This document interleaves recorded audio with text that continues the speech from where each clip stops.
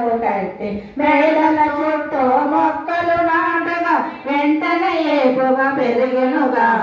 ఎత్తుగా ఉన్న కోటను కట్టి కోట చుట్టూ దారులు వేసి కోట లోపల గోడలను కట్టి లేని వసతులు చేసి వెండి పూతల గోడలు కట్టి బంగారు పూతల గొర్రెలు కట్టి విశాలమైన ద్వారము కట్టి ద్వారము చుట్టూ సదలము తెచ్చి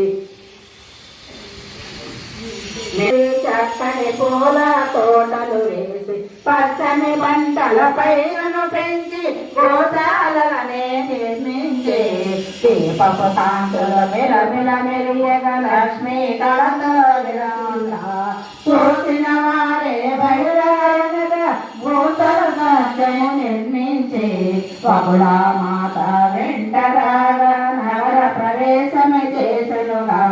దశగల బిడ్డను చూసి తల్లి ఆనందముతో పొంగిపోయే శ్రీనివాసుని పెంచి పిలుపు చేరి శ్రీనివాసుడేటులడిగే పెండ్లి పనులకు ఆజ్ఞను ఇమ్ము ఎవరిని పిలవాలో తెలుపము తల్లి. 14 లోకాలు పిలువము తండ్రి అందరూ నీవే బిడ్డలు కాదా.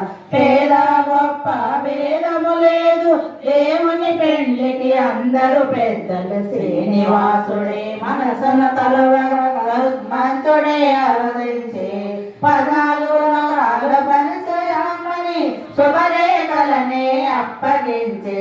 శ్రీనివాసుని పెండ్లి పనులు దేవతలు చేయట దేవదూతలు అందరూ వచ్చి పెండ్లి పనులనే పురమాయించి ముత్యాల మొగ్గల ముంగిటలేసి రంగులెన్నో దిద్దులు గొప్ప